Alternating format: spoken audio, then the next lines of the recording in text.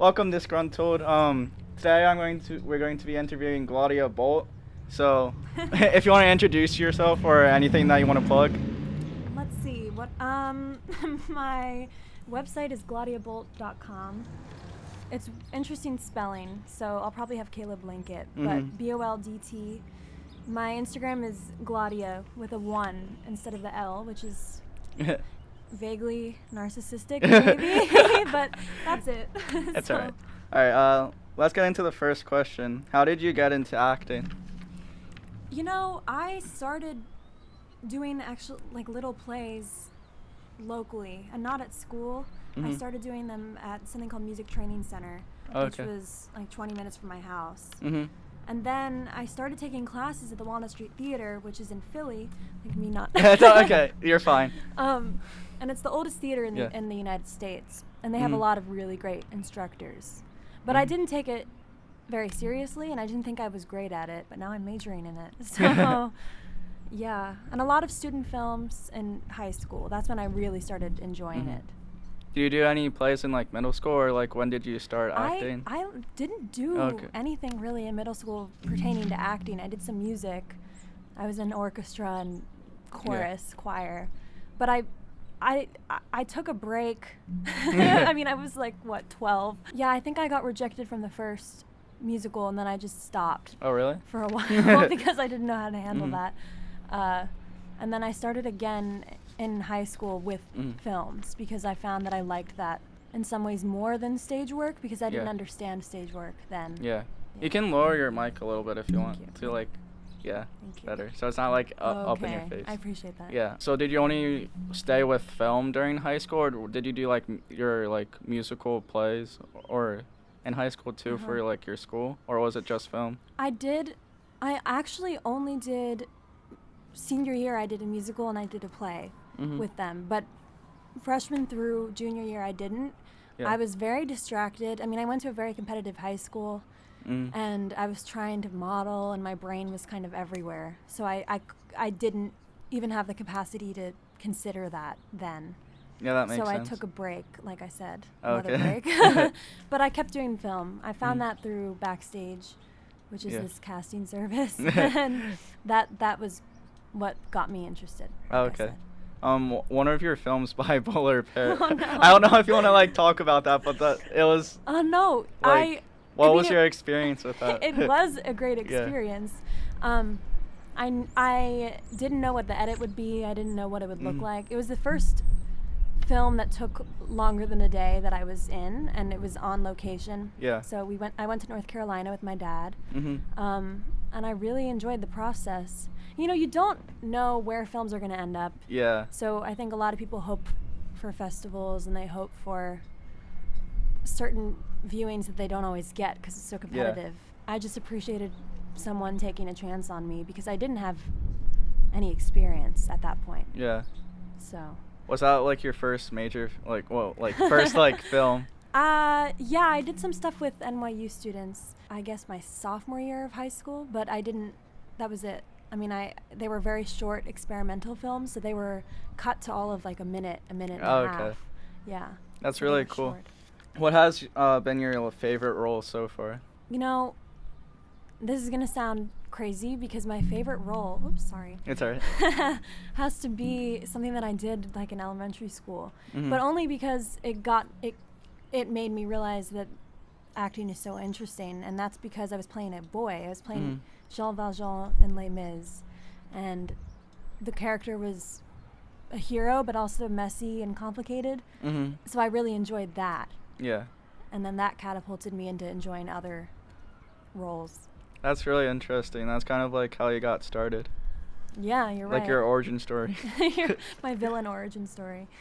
Here are some of your inspirations when it comes to acting. You know, I try not to put people on pedestals. I think we all do, though. I've had conversations with you and with other people in our group about this because the more you learn, I think, about certain figures, whether they're in the music industry or the entertainment industry, the more you might not necessarily love them as, well, you might love them. Yeah. But I think you're trying to separate them from a lot of other things that surround their lives, whether that's politics or whatever. Mm-hmm. But in acting, I think my answers are going to be similar to what a lot of people say. You know, Meryl Streep, Mm-hmm. Viola Davis, the greats. Mm-hmm. But also actresses who can write. Yeah. Because that is what I want to do. Mm-hmm. So Britt Marling, who wrote the OA and acted in it, Mm-hmm. and Phoebe Waller-Bridge, who I mention a lot, Yeah. who wrote Fleabag. Oh wow, that's really cool. What makes them your inspirations? They don't stick to one aspect of the field. Mm-hmm. They know the crafts really well. They know their crafts. They've studied acting. They've worked on that. Mm-hmm. But they allow themselves the space to try to write. And I mean, it's very easy to talk about something and not do it. Yeah. So the series that they've created not only got a lot of critical acclaim and got a lot of attention, but they also are structurally what I think are well written. Mm-hmm. So I just like that they let their brains go wherever they're interested in. They don't pigeonhole themselves into one thing. Yeah, that makes sense. Yeah. That's really cool. Who is your dream actor that you would want to work with eventually? Like I said earlier, Meryl Streep elevates everything that she's in. Mm. She was in Big Little Lies. I don't know if you saw it. She was briefly in the show. I haven't. You yet, haven't? Okay. but I've been meaning to.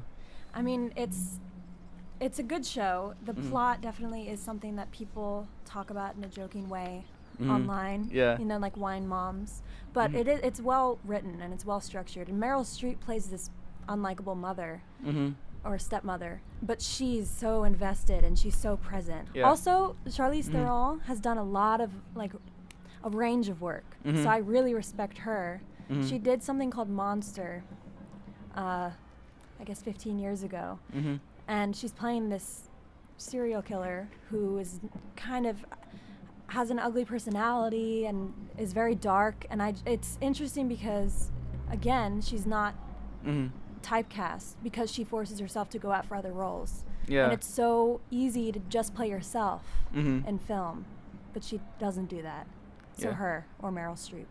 I feel like that's like the hardest thing to do is to like have like many different roles and not stick to one, because I feel like most actors like Adam Sandler and or like other like big actors or whatever mainly just like stick to one like quote unquote act or whatever, and I feel like it's really hard to like actually master the skill of like playing different actor or like playing different like roles.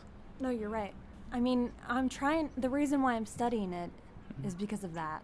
Because I think the only way that you can get a lot out of your training is if you're trying to expand your range and play things that are not necessarily suited for you. And casting directors still might say, like, you're only going to play this character.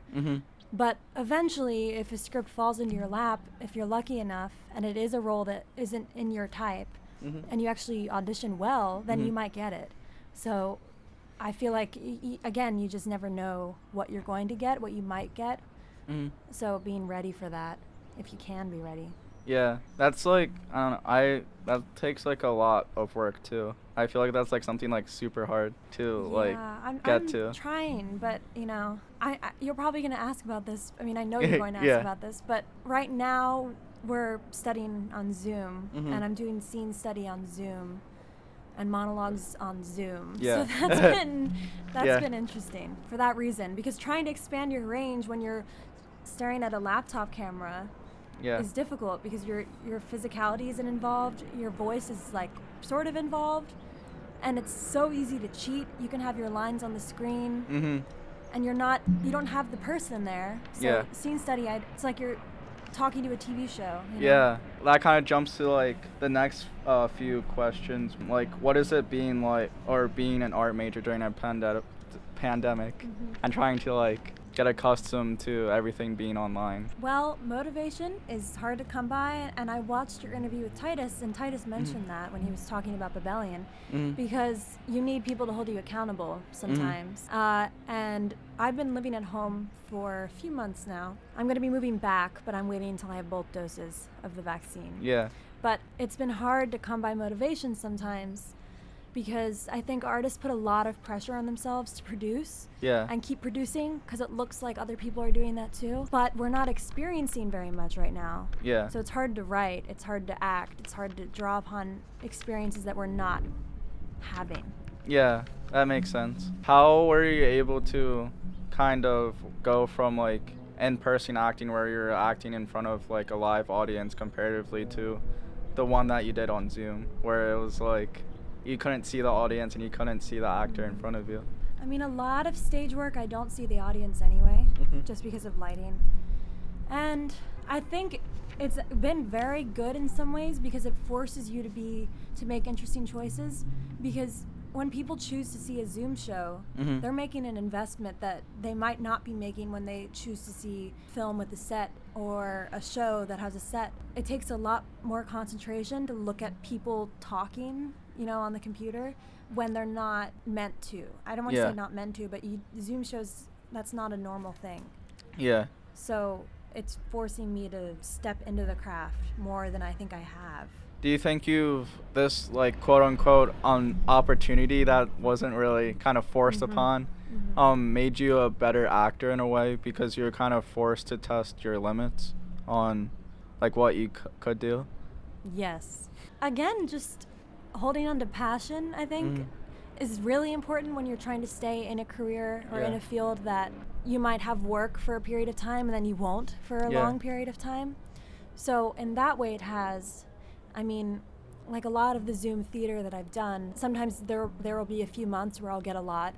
And this would happen when I was here. I'll get a bunch of films and I'll be doing theater, and then it stops and I get rejected. Yeah. So experiencing that while at home has made me reflect more and think about how seriously I'm taking this, and the fact that I'm paying for this training has made me realize, like, okay, I'm here because I want to learn, not just because I want to experience social things. I've been like kind of experiencing the same thing a little bit in film too, because like in editing and stuff, like as a student it's kind of hard to transition, let alone like being an actor as well. But like we went from completely being in-person audiences as well to like theater as well. It's like in-person, like you're actually like watching it and stuff, and I feel like that transition kind of unmotivated a lot of people, especially like it even unmotivated me to actually like stay with the craft and everything because of how hard. You alluded to this earlier with like the cheating, or not, like you have the option to cheat with the lines and stuff, and it's like if you have that option with like schoolwork as well, then it like you can get unmotivated because it's like, all right, I won't study or whatever.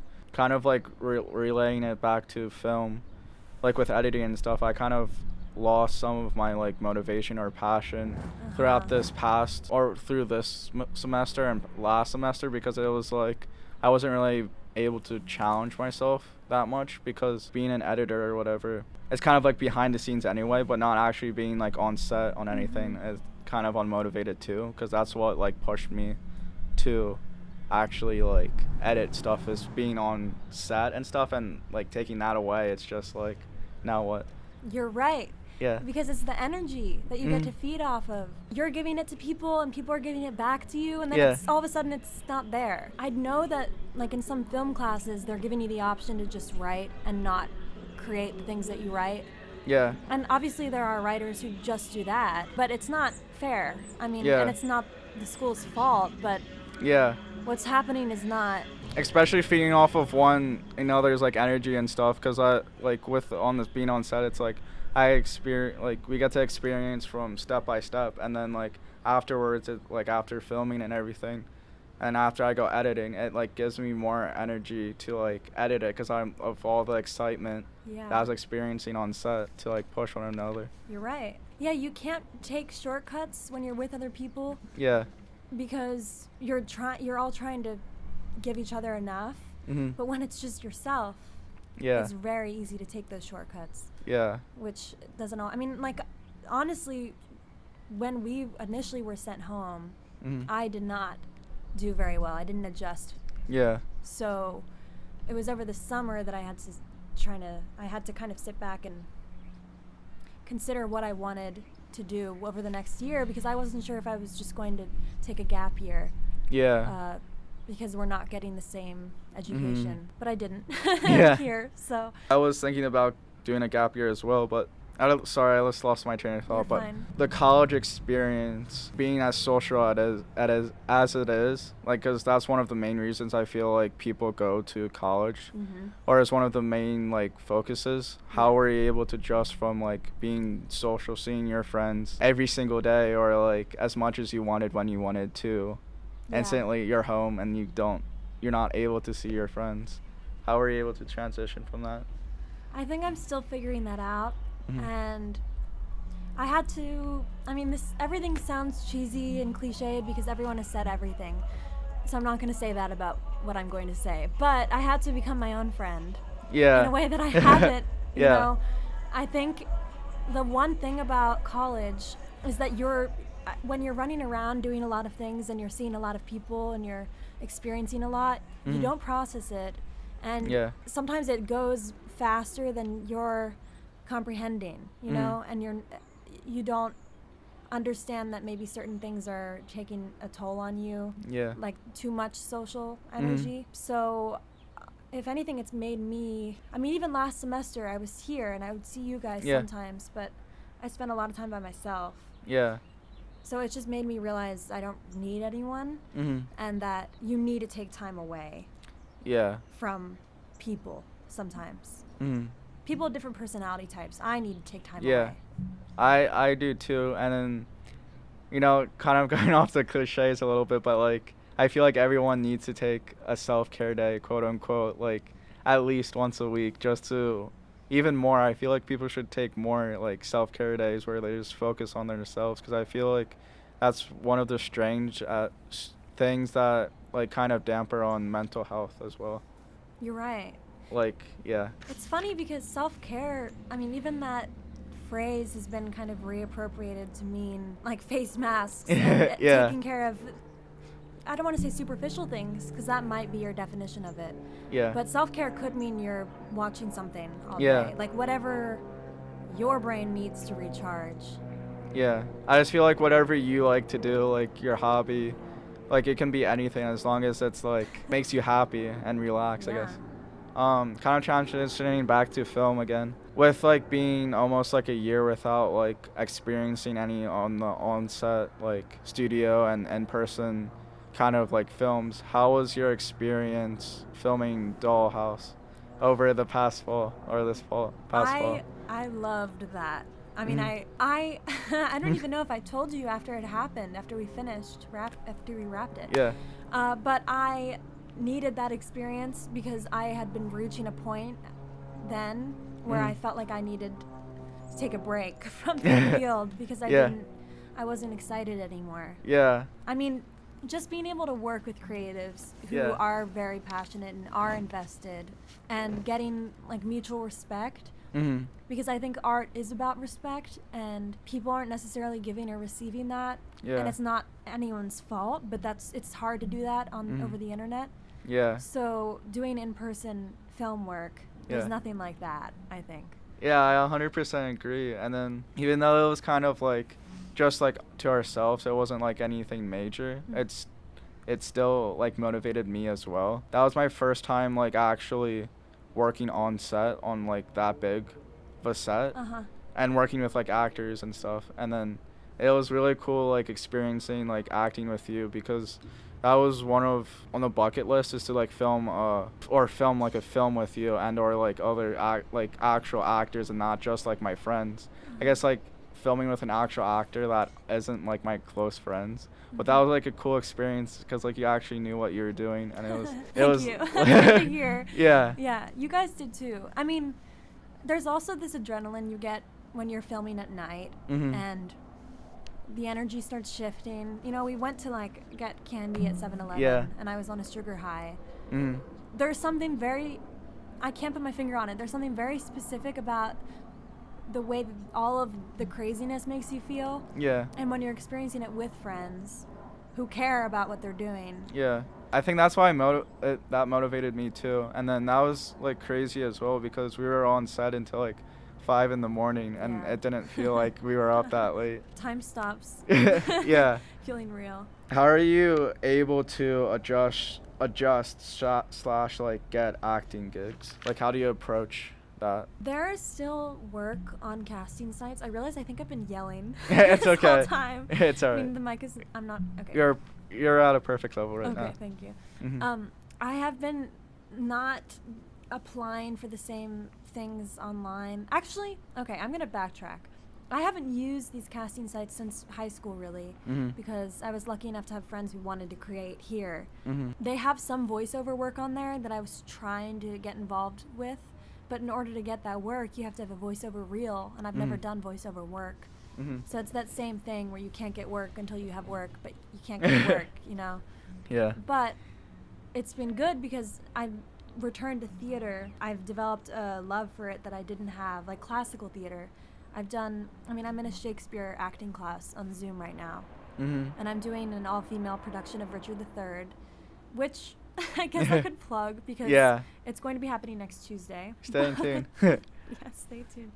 But, except it's on Zoom, so I'm sorry about that. I've just been doing theater, and I've been appreciating that because I think I had some difficulty answering the earlier questions because sometimes I feel like an imposter because I haven't done that much theater. And I'm a theater major. Yeah. But I've really only worked with the camera. So when we get back to in person, I have to start investing in that in a way that I I still haven't because we're still on Zoom. Yeah. Because basically all of the film actors and actresses who I respect their work from, I mean, they've all done stage work. They've all trained with theater. Yeah. Because it takes a different kind of discipline as an actor. So that's what I've been doing. Okay. I feel like it's a lot more challenging. Or I mean, I feel like it's two completely different realms, theater first, like on film, and I feel like not many people realize that. How have you been able to like transition from the little like theater work that you did do to being on film? I love that film calls for very naturalistic work, and I think that's why the transition wasn't too hard, just because that's the work that I want to do. Yeah. And I think that is why I haven't done much stage work. Even though there are a lot of productions written for smaller audiences, black box productions where that is the norm. Film, if you overdo it on camera, that just does not come off well. Yeah. Because the camera picks up everything. It picks up all of the little eye movements. It picks up, and that's again why I love that work and why that's what I want to do. I want to do film work, whether I'm writing or acting. So because in part I hadn't developed many habits from stage, because I haven't done a lot of stage, the transition wasn't too hard.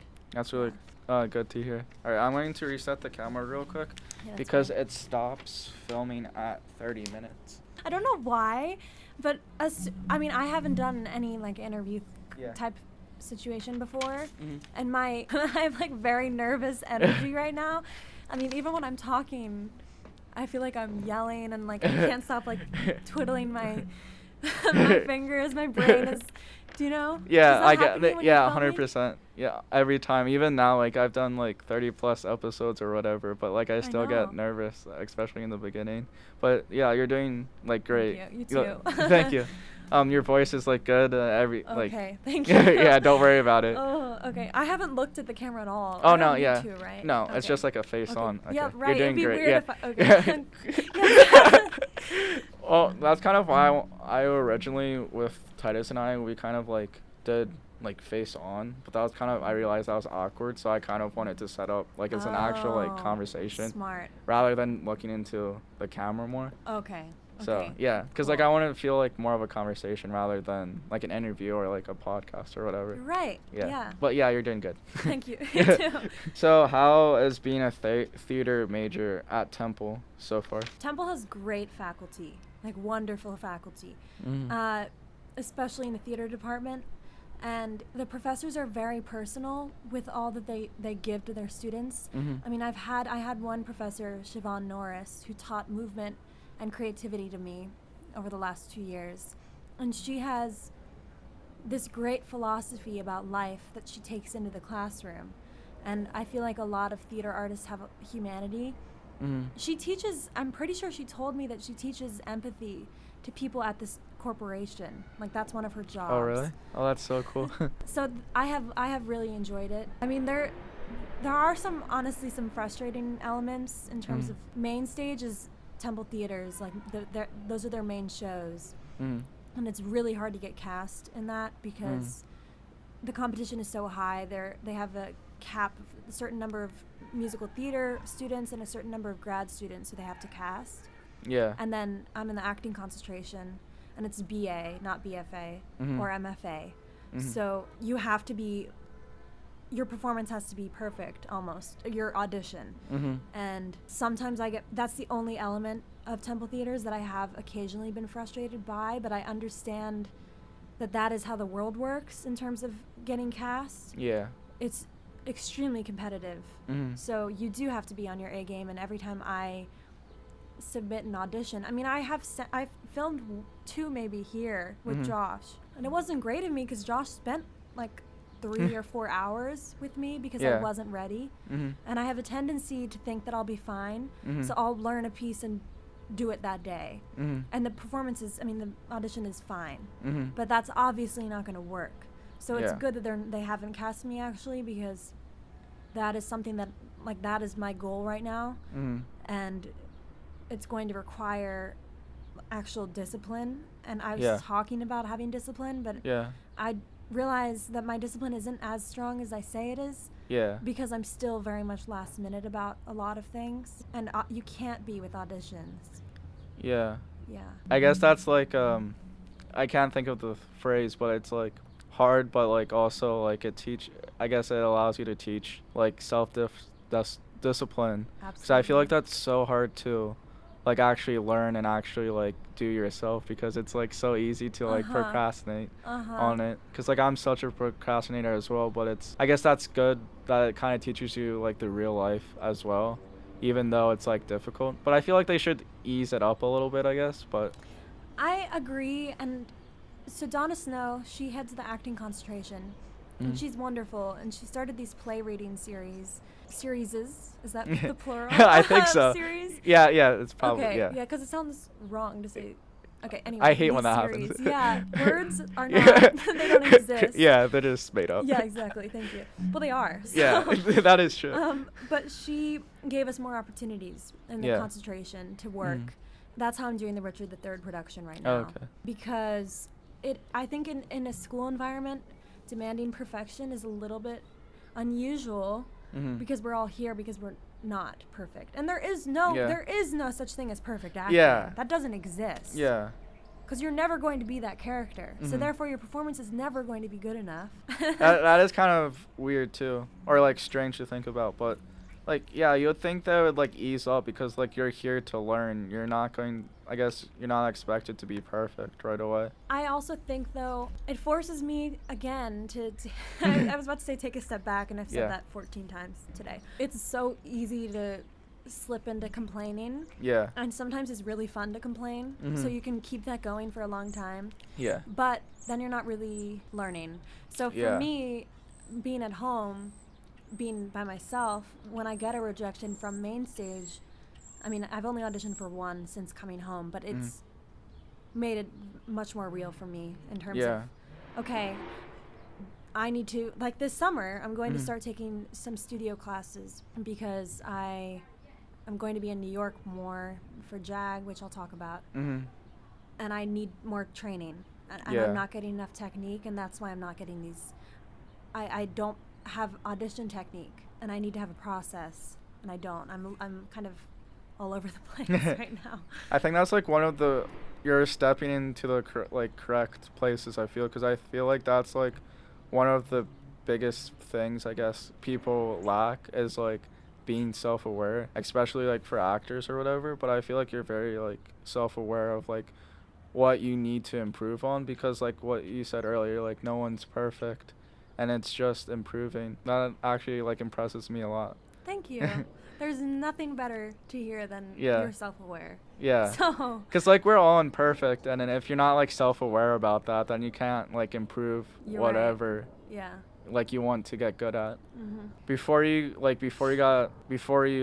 confirm that you want, like, we're going to Temple, or I forget what that word is. Yeah, when accepted. No. Like when you like pick a school. Yeah. I don't know why that word's no, that. Yeah. I don't know. Yeah. That's weird. Gonna frustrate me. Yeah. No, we have or to. It'll come back to us. Yeah. I guess like when you decided that you're going Decision. to. Yeah. I don't know. That's obviously not the word. Well, you know what? It's gonna pop like 5 hours from now when it's like not relevant. You can put it in. Yeah, I'll just be like editing. word. Yeah. Yeah, exactly. But were there any other schools that you were looking into before you decided to commit? There it goes. Thank you. Oh my God. Okay. Before you committed to Temple. Yeah.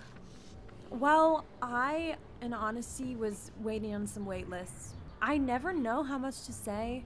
I mean, again, I've never done an interview before, but I never know how much to say on camera in terms of not breaking bridges. Do you know what I'm saying? Like, I mean, I can say this, I don't know why I'm hesitating. Yeah. But like Tisch, NYU, they have a drama department that I was waitlisted by, and all of high school, that's where I thought I was going to go, or that's where I wanted to go. But honestly, I don't know if I deserved the waitlist, because that audition day, this is what I mean about preparedness. I was midway through my monologue and I forgot the piece. I blanked. Yeah. And he had me do it again, but I thought I was going to get rejected. To backtrack though, BFA programs are what I had initially auditioned for, Bachelor of Fine Arts in Acting. And the problem with those, I mean, I shouldn't say problem with them, because they're great programs for some people, but they're extremely structured, and you are spending like upwards of 12 hours a day doing work. And your schedule's not your own. So the wait lists were sort of redirections for me, because I realized that Temple, not only did I auditioned at Temple, and I loved the people who auditioned me. Yeah. The auditioners. Amina Robinson, she's amazing. She was in the movie Precious. Have you seen Precious? I have not. Or heard about it? I think I've heard about it briefly. It's an upsetting film, so I'm glad you haven't seen it. But she's very good, and Donna Snow auditioned me. Oh, that's really cool. And I felt more of a connection with them than I did at any of the other auditions. And also Temple allows me to study other things. Yeah. So as soon as there were some wait lists and there were some rejections, but I also realized really in May that I didn't want to do BFA, even though that's what I thought I wanted to do, because I didn't consider that I wouldn't be able to study anything else. Yeah. And then Temple became, I mean, it's my first choice. So I'm very awesome. Happy that I'm here. Oh, that's really good to hear. To lighten it up a little bit, but he was your all-time favorite actor, and then currently? At this point, I'm gonna ask them to sponsor you. Sorry, I don't know why I took a sip after you asked. No, it's okay. My mouth gets dry when I talk. Mine too. Yeah. It's like a freaking desert in my mouth. And then it becomes so difficult to get words out, you know? Yeah. I think I would still say Phoebe Waller-Bridge. Okay. I mean, there are also a lot of actors who use their platforms, like Mark Ruffalo, I think is a great human. So I don't know if I really have an answer, but I have a lot of people who I respect and admire, like the people who I've mentioned. Yeah, but not that makes sense. All-time favorite. Okay. 'Cause I guess inspirations and like your favorite actors kind of go hand in hand, 'cause like a little bit, 'cause like if you're inspired by this one actor or actress, then I guess it kind of, you fall in love with them a little bit. And but, I think, sorry, I just interrupted you. I was ending anyway. Okay. I was going to say that there are some, I mean, you're a film major, you love film. Sometimes you see a specific film and it totally excites you, and that might not be your favorite. I mean, there are certain performances that I've seen, like Sigourney Weaver in Alien. My dad showed me Alien when I was too young to see Alien, but she's so good. So that is something that has stuck with me forever. Obviously, Good Will Hunting, Matt Damon and Ben Affleck's performances and their writing, that has stuck with me forever. So there are certain moments, I mean, Magnolia, another film that has stuck with me forever. Julianne Moore is so good. I mean, everyone who's in that film is so good. The writing is so good. And also, I think television, I watch a lot of streaming television. Yeah. So there are certain shows like Fleabag, like Mad Men, like Breaking Bad, that are just written so well that allows these actors to have such good performances because they're working with such good work. So I think my answer is just that the pieces that have been written by really great people and worked on by very talented people, the entire cast and crew, that's my favorite part of the craft, of the field. That's really interesting to hear. I'm kind of rambling. Rambling is great on the podcast. I always encourage rambling. Kind of transitioning to, I guess, kind of similar fields. Not really. You don't have to dive too deep into it if you don't want to. But how has your experience modeling been so far? I really don't have much experience with it. Sophomore year of high school, I became interested in it, and I didn't know anything about it. And I sent measurements into a New York-based agency, not knowing that your hip measurement is actually like the fullest part of your bum. I did not know that. I thought it was your hip bones. Really? Yeah. I did not know that either. Yeah. And some agencies have very specific ideas of what they want that to be. Yeah. So I went in thinking that I was fine, and then I wasn't. And it was sort of a weird back and forth there that turned me off of the industry. But then last year, Rachel Payne, who works at Jag Models in New York, reached out to me over Instagram, and I met her March, right before quarantine hit. And that has changed my perception of the industry because Jag has these great models, and they preach, I don't want to say preach, but they practice body acceptance, body empowerment. Like, it's further than body empowerment because it's also like body neutrality. Like, it doesn't matter that much.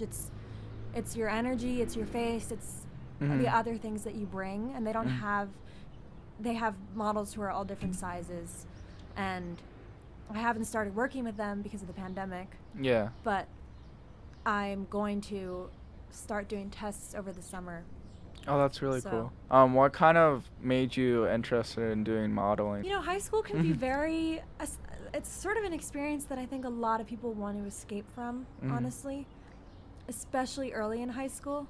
You know, there are so many things happening so fast, and that makes you want to step into something else happening faster. So that was my honest motivation. I just wasn't excited by high school, and I wasn't excited by the routine, and I knew that it was something that was a little bit risky, frankly. Yeah. And so that drew me to it because I have a tendency that I'm trying to get rid of, which is to be drawn to things that are not great. Yeah. I mean, I shouldn't say that, but that have risks with them. Like the fields that we're working in, they do. But then you get this adrenaline and you get this excitement that no one else can get. Yeah. So that's what drew me to it. Okay, that makes a lot of sense because that kind of drew me into editing and stuff in film, because it's like, it's not an instant, like, you're gonna get a job right away. With like other things like doctors or like computer science or like any other thing where it's like you get out of high school and it's not instantly, because I feel like it's hard to get a job no matter what, but like it's more like, all right, here you go, here's a job. It's structured. Yeah, exactly. I kind of like the mayhem our field brings. Yes, that's the word for it. You're right. It's like so adrenaline filled as well, and I feel like most people in our like field, that's what they attach to, and that's why they love it so much. One of the reasons why I guess there are okay, so your podcast with Titus, your interview with Titus, you guys were talking briefly about like different kinds of film majors, and you get pretentious ones everywhere, certainly pretentious acting majors, but I think at Temple there might be less than, I don't know if that's the case, but just because a lot of people are studying different things because it's not quite as structured. So you get that adrenaline, but you also get to take chances that a lot of people are not comfortable with taking because they think it's their way or the highway. Yeah, I feel like that's one of the reasons too why Temple is like a good school, is because you don't get those pretentious pricks. Yeah. I mean, of course there are like a few bad eggs, but you can't really escape that. But I feel like if you went to like NYU or whatever, there'd be a lot more of those pretentious pricks. And obviously I don't want to say that, but if you just look at the tuition, you know, like obviously it's not accessible to a lot of people. So people bring in their experiences, and likely they do largely accept people who are well off, and they're going to be bringing in similar experiences. So Yeah. I mean, I went to a high school that has a lot of people like that. Yeah. So, and it doesn't have to be a bad thing that I speak negatively about. Yeah. But it's a very specific experience that doesn't always help them grow. You know? That makes sense. And then encourage you to grow. So here, I feel like we're constantly being encouraged to grow. Yeah. Because we're meeting new people all the time. Well, not now. Yeah, but like, you know. Yeah. Yeah, but that's one of the best things I feel like Temple does, is get the opportunity. I guess kind of transitioning to film stuff. You're a big advocate of biking. Yes. Why do you like biking so much, or to bike? Because it clears your mind. And I think I've always wanted to practice mindfulness, but it's very intimidating. I think the community around mindfulness, I don't want to say that those people turn me off of it, because there are different people who practice it and preach it, but I am someone who's I'm prone to anxiety, and my brain goes too fast sometimes, so I can't really sit down and meditate. But with the biking, I can, and there's no pressure. Yeah. There's no pressure. That makes sense. I feel like, in a way, kind of like you're just like focusing on one thing, I guess. Yeah. I mean, I don't know if this is not really a thing that a lot of people do, but because it's not the safest. But I have music playing when I bike. Oh, okay, yeah. Which is how I go so far and how I enjoy it so much. So I'm not like my brain, because if I'm just biking without any music or walking without any music, my brain is still doing that. Yeah. But with the music, it doesn't. And there's that's really endorphins. Yeah. What kind of music do you listen to? And do you like listen to podcasts while you bike too, or is it solely music? If I am listening to podcasts, I don't listen to cars because I'm trying to take in information. So it's mostly music. Okay. I mean, it's at a lower volume when I'm on the street. Yeah. When I'm on campus, I take the same route down Fairmount. Oh, okay. And then I get to Kelly Drive. And once I'm on Kelly Drive, I get to listen a little bit more to anything. Yeah. I mean, we like similar, so like Glass Animals, Mac Miller, like anything that's good, I will listen to. Yeah. Oh, that's so cool. I know, like, if you like have like different moods for the day, so you like attach to like one thing or Definitely. another. I mean, yeah. But that changes every day. Yeah. I guess. Yeah. Sorry. Thank you. No, thank you. No, I appreciate it. They're applauding you. Exactly. No, they're building the atmosphere. Yes. Well, sometimes if I'm listening to certain music, I can't tell what's going on. You know, there are always pedestrians who will stop in their tracks, and then I have to, hope I don't hit them. Yeah. When because Kelly Drive it's sort of narrow. Yeah. And there are a lot of people who frequent that. So I feel like I listen to, depending on how many people there are, I listen to different genres. Oh, that's interesting. How long have you been biking for? Since high school. I started to take it seriously, really though, like a year ago. Oh, okay. Last semester I started biking a lot because I was alone a lot of the time. So I think, honestly, really last semester is when I started. Yeah. Yeah, because I remember, like, when I heard that you, like, started to bike a lot, I was, like, really interested because, like, I like biking too, but, like, I never knew that you, like, bike that often because freshman year, you didn't really bike. I didn't. I guess that's kind of hard with, like, being in Morgan, but... I went to the gym a lot. Oh, okay. And I didn't enjoy it very much. Yeah. Because, I mean, nothing against gyms. I still will go occasionally, but I like being outside, like most people do. I feel like gyms are just awkward places. It is a little, right? Yeah. There's and in, some weird energy. Yeah. I mean, you're all hamsters. Yeah. Running in your wheels. Yeah, you know? like I never really liked gyms either. When I used to exercise a lot, I would rather prefer like running outside comparatively to in a gym and working out. But yeah, I can like totally like get where you're coming from. I mean, and there are all different types of people who go to gyms, and that's great. And some people don't have access to the outside at the same level, so I understand that. Yeah. But if you can, I have knees that are not the greatest, so I can't run. Yeah. But I know that part of what damaged them and isn't good for them is doing too much like on surfaces that are not natural. So when you're running, you want to be on soft ground. So I feel like a lot of what people do in the gym I don't want to generalize, but it's like about aesthetic, and it might not be good for your body. Yeah, that makes sense. A lot of professionals know what they're doing, but not everyone does. Yeah, well, when I was hating on the gym, I didn't mean like to hate on everybody, or like anyone who goes. But no, I didn't think you meant that. I just cleaned that up a little bit, but like I agree. Or I mean, I heard that too. Gyms and stuff can put a lot of like strain on your knees because it's like unnatural and stuff. Exactly. What's the furthest distance that you ever biked before, if you can remember? I mean, I think, I don't know, because when I go for bike rides, I'll go for a few hours. I think the longest in terms of time has been like 4 or 5 hours, because I don't track it. Yeah. Sometimes I'll have it on my watch, but usually I don't have it on because then I'll be focused on the number. Yeah. But like I have gone through all of Philly before. Oh wow. That was one day last semester. That's so crazy. I don't know. Yeah. I can't speculate. I don't know. Okay. Like, where do you bike?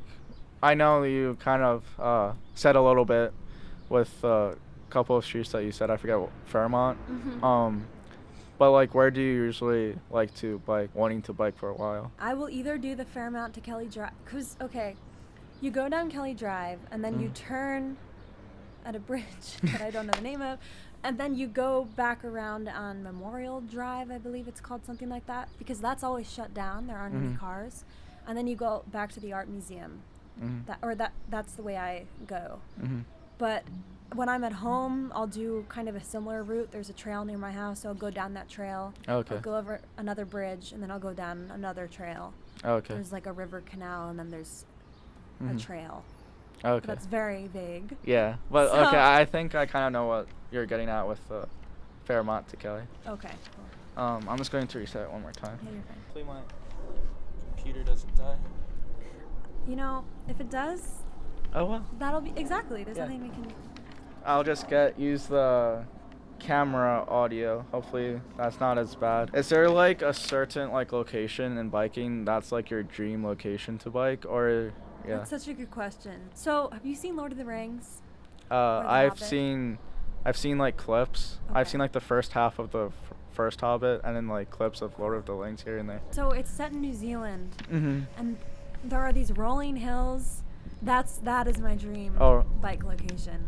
Oh, that's so cool. What kind of attracts you to New Zealand? Is it just the hills, or is there other aspects of it? Well, New Zealand has culture that I don't know a lot about, and from what I know, I mean, it's regulated well, so like a lot of the land is untouched, and it's very green, and people are spread out from one another, so it's about the nature, and that's what draws me to it. Oh, that's really cool. You've been to Barcelona before. How was that?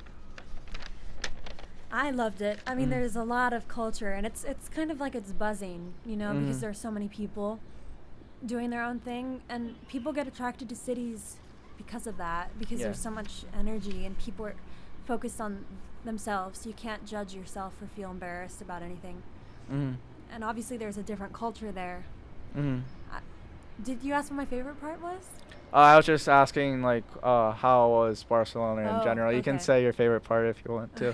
I guess, what is your favorite part? We stayed across from this it's a church that's half structured called the Sagrada Familia, and it's beautiful. Designed by Gaudi. I don't want to speculate when. I think it's the 18th century. Yeah. I'll show you a picture after, because the architecture is really unusual. It's not designed like a church that anyone has seen. It's very colorful, and there are a lot of like modern art elements on the roof that were not around when he designed it. And it's futuristic. I love futuristic films, books, music, whatever. And the way that it's designed, like very 3D objects. Yeah. It's just very unusual. Oh, that's really cool. What was like the culture shock transitioning from like being in the US and then going to Barcelona? Or what was that like? So I have family who lived in a part of Barcelona, whatever people call it. They live in a part of Spain that has a lot of English tourists. So then coming into Barcelona or coming into Madrid or anywhere else, it was very invigorating, because you didn't just see tourists, you saw people who lived there. And experience the day-to-day there. Mm-hmm. I love food, and one of my favorite parts about going to any place is trying their food. Mm-hmm. So it was a very pleasant culture shock. I think culture shock is a good thing. Mm-hmm. If you shelter yourself too much when you visit a new place, then you won't experience it. Yeah. You know? That's one of my biggest things too, and that's one of the reasons why I want to travel so badly, is to experience like new cultures and stuff. I'm sorry, there was like there's 2 planes like behind you that are like crossing by. You're right. I don't know why I turned that way, but you're right. But I just got distracted for that. There was a bird, flying over. But what is, like, do you imagine yourself traveling a lot, or do you kind of want to stay in one location more? If I have the means, I want to travel. I do not want to stay in one place.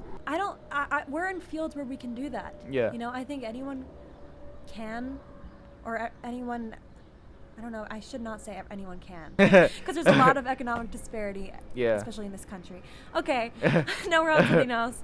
But if you're able to, my family, I mean, I was lucky enough to travel because we would sacrifice certain things to do that. So I want to be able to continue doing that. I mean, I haven't obviously in a while, but just being in quarantine has made me realize, and probably you realize, how much you want to be out and living elsewhere. I guess, what is like another thing, like what is one of your dream like locations to film? To film, that's a great question. Have you seen The Talented Mr. Ripley? I have not. It is maybe disturbing a little bit. It was disturbing in elementary school, so maybe it's not. But it has Matt Damon in it, and Gwyneth Paltrow and Jude Law. And it's set in Positano, Italy. And it's so beautiful. Like, just the expanse, the water, the architecture.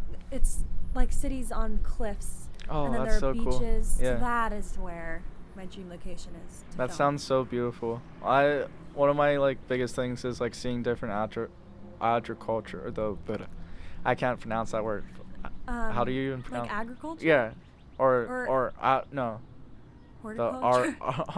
The architecture. There we go. Oh, okay. I don't know why I was saying agriculture. Well, they're very similar words. But so that makes with the buildings. But like that's always interested me in different countries and stuff, and seeing how they are able to adapt to different environments, because even the US, it's like a wide variety of like environments that people have to build and live on, and it just always interests me how we're able to kind of adapt to that. No matter what the body of water nearby or what the land that naturally grows nearby is. You're right. Yeah, it always just intrigues me. How do you I'm going to butcher this a little bit. Pakistani. Pakistani? Pakistan. You can say Pakistani. Pakistani? Is that? Well, I mean, I want to pronounce it. Well, a lot of Americans say Pakistani, and I mean, I'm American. But it's, well, at least my family, we say Pakistani. So Pakistani. Yeah, exactly. Okay, there you go. Yeah. I just don't want to like misspell or like mispronounce it, because I'm trying to. Got it. Okay, so that leading up to my next question is, how was your childhood like growing up with a Pakistani mom? Well, my mom, she is first generation, but she moved here as a toddler. Oh, wow. So she's very much westernized. I mean, I talked to her about that question a little bit, because we didn't experience a huge amount from her culture, except certain foods. And I mean, my mom is a great cook, so she cooks a lot of Pakistani dishes. And I think I experienced a lot of the culture from her parents, my nani and nana, who, I mean, my nana is from Afghanistan, and my nani, she's from the same regions as where my mother was born. So they introduced me to a lot of the actual, like the language. Urdu, it's a very difficult language, and I don't know a lot of words, but I can understand it if I hear it a little bit. And the music. And I mean, my grandmother practices Islam, so I started being interested.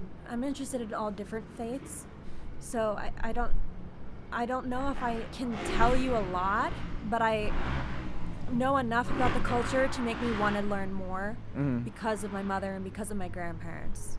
Yeah. You know. Yeah, that's very interesting. Do you know like any words off the top of your head, or? It's okay if you don't. No, I mean, unfortunately, so my grandparents are visiting actually in a week, but I have. Okay, well, inshallah means God willing. Okay. And khudafis is like a way of saying like I love you, goodbye on the phone. But for some reason I cannot remember. I can name dishes, but I can't remember the that's very words right now. That's very interesting. I think you're the first person who I know was Pakistani, because I feel like in the US you don't really see that many people. It's usually like close. It's like usually you're like from England, Germany, or from like those common countries. I mean, sorry, I feel like I keep accidentally. No, it's okay. Don't worry about it. I think part of the reason why I'm not as connected as I want to be is because I don't appear to other people as being Pakistani. You know, like my entire life, I've been asked if I was adopted because I don't necessarily look like my mom or my brother. So that causes a bit of a disconnect. But if you actually go to Pakistan, like the first redheads came from that area of the world. Oh, really? I did not know that. I didn't know that either. Yeah. So if you go to Pakistan, you will see people who look like me. And I do have facial features that like a lot of my family have, so they can see it in me. But people who don't know a lot about the culture don't. If that makes sense. That makes a lot of sense. Yeah, but like it's kind of interesting that I learned that, because like I was kind of trying to come up with questions the other day, and I asked Josh, and then it was Josh about it, and he said that your mom was like half Pakistani, and that was really interesting to me because I never knew that before. And my mom is first generation from Hungary, so it was really interesting to hear that second generation removed from like a different country, and that was very interesting to me to hear because I'm also like second generation removed from living in Hungary or whatever. And it is kind of like, because growing up, well, my grandma, she she couldn't speak English, she just spoke Hungarian, and it was kind of cool to have that like culture within like growing up, because I feel like not many people experience that. Right. Because it's usually like, oh, you're like fourth, fifth, even maybe sixth generations removed from like the place that you're from, like Italy or whatever country that is. But it's kind of cool that we have that. You're right. How was it growing up in Philly or near Philly? I mean, when I first came to Temple, we went around a room in my communications class, because I'm studying that and acting, asking like where you're from, and I made the mistake of saying Philly, because if you live in Philly, you're not supposed to say you're from Philly if you're from close to it. Okay. And I understand that, because I mean, not that you did anything wrong. Yeah. I didn't. It's, I don't know how big of a deal it is, but I live like all of 15 minutes away from Philly. Yeah. So I do associate a lot of my home experiences with Philly, and yet there's a lot that I haven't explored. Like I know Fishtown, I know Germantown, obviously I know Center City, and South Philly, and we go to South Street and North Philly, but I haven't explored as much as. There's so much in Philly. Yeah. Like you go. I don't even realize how many different areas there are in Philly. It's so crazy to think about that. I feel like you can say you're from Philly or whatever, or like you're at least from like Philadelphia County. Yeah, exactly. At least you're in the county. I'm actually not. Oh, I'm you're in not? Montgomery County. Oh, really? I know. Oh, wow. Wait. Even though because it's an expressway in between where I live and where Philly is. So I'm not actually in Philly. Oh, wow. So okay. But it's very close. Yeah. All right. I'm just gonna lump you into being from Philadelphia County or whatever. Well, technically, we have residences in Philadelphia County. Oh, okay. So now both of us do. Yeah. So now we we're can from Philly. And also, when you're telling, like, someone asks where you're from, and they're from a different state, you're not going to say like, oh, I'm from Lower Merion, Pennsylvania. Yeah. Like, no one. You can say you're from. People know Philly. Yeah. I feel like that's that's reasonable because like who the fuck is going to know like every fucking county in the state? That would be very unusual. Yeah. I have never come across anyone who knew that. So. Cause like I'm from Pequay, but I'm not gonna say like Pequay and Lancaster like county, but I'm not going to fucking say like I'm from Pequay. Exactly. I'm going to say I'm like from Lancaster City or whatever. Exactly. Even though like Lancaster is not that well known, but it's like still like closer than saying I'm from Pequay or whatever. You're right. But yeah, with going back to like saying how big Philly is, but it's like interesting too, cause like we've lived here for what, year and a half. Well, I guess it kind of lost 2 years. Yeah. But I guess it kind of not really like a full 2 years because it's like COVID and everything bringing us back home. I walk many hours within Philly, cause I walk from here to like to center, and you would think like amount like how much you bike, how much like I walk and stuff, that we would know, like right. But there's always you always come across something that you've never seen before, or I mean like I don't notice all of the murals that I pass. There's so much that I don't notice when I'm just going down. I'm sure it's the same for you. Yeah, like all the murals is crazy too, because it's like so many different ones, and it's like holy crap. Yeah. No, you're right. Yeah, but we can wrap it up now. Thank you for coming on. Thank you for having me. I had fun. I had a lot of fun. You did a very good job Thank answering. You too. Thank you again for coming on, and thanks for watching.